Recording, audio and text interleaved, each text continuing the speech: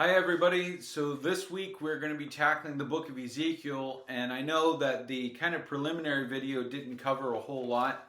I always intended to do a secondary video for this book in particular because probably this is the most confusing book of the Bible. A lot of people would give that title to Revelation, but I think Ezekiel caps Revelation in a lot of ways.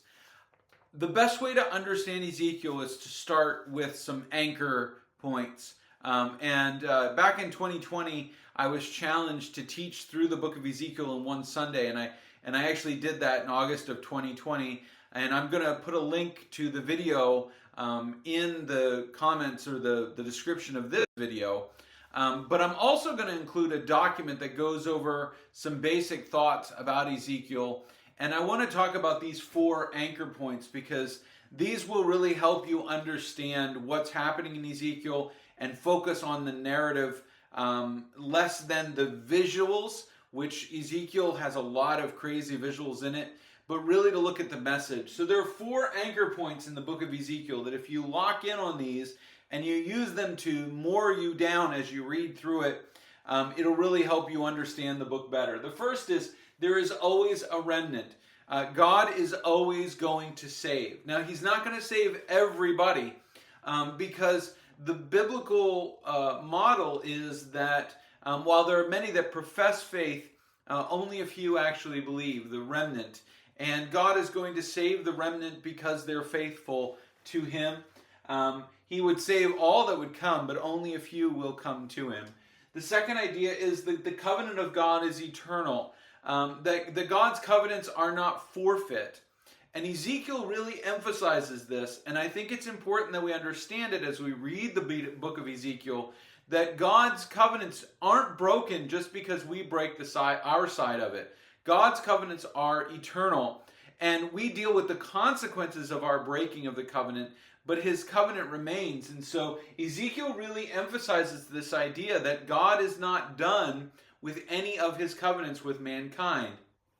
The third anchor point is that adversity brings the faithful to God. In Ezekiel chapter 6, I believe it is, Ezekiel sees God depart Jerusalem. He goes to the mountain, the Mount of Olives, and it's appropriate that we're reading Ezekiel while we're teaching through Matthew 24 on Sunday mornings because Jesus actually interprets quite a bit of stuff from Ezekiel in the Olivet Discourse in chapters 24 and 25 of the Gospel of Matthew.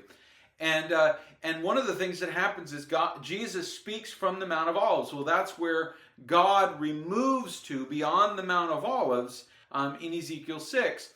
And then in Ezekiel 20, we see the faithful in a time of adversity as Babylon destroys the city of Jerusalem, going to the mountain, seeking out God.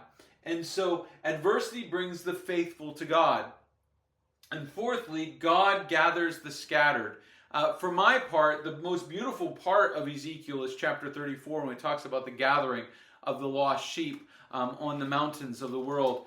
And I think that these are building together. These are not 4 separate ideas. It's one big idea that because God always saves and because his covenants are eternal, those that come to him, he will gather them to himself. And that really is the theme of Ezekiel, those 4 anchor points. It will help you to understand that Ezekiel's book is not chronological. If you read through Ezekiel, you'll see all these little chronological marks. I think there's 8 or 9 of them that says in the month and year and day of this, and they're all based on kings. You'll see that actually Ezekiel's narrative goes all the way from the summer of 593 BC to the spring of 571 BC. So it's actually spread over about 24 years.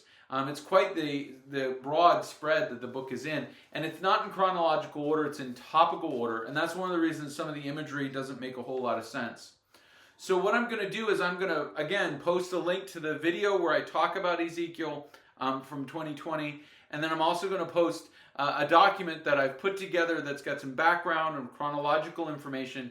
So hopefully reading the book of Ezekiel will be a little easier for you. It is, again, as I said, still a very confusing book. There's a lot of things in Ezekiel that a lot of people don't understand, including myself.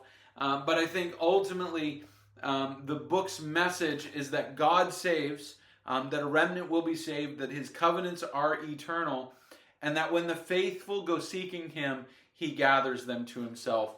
And I think the beautiful imagery of that is the valley of the dry bones, when God brings life to what is dead because of his covenant, not because of who the people are. And there's all kinds of other things about like new hearts and things that are through Ezekiel that are about hope.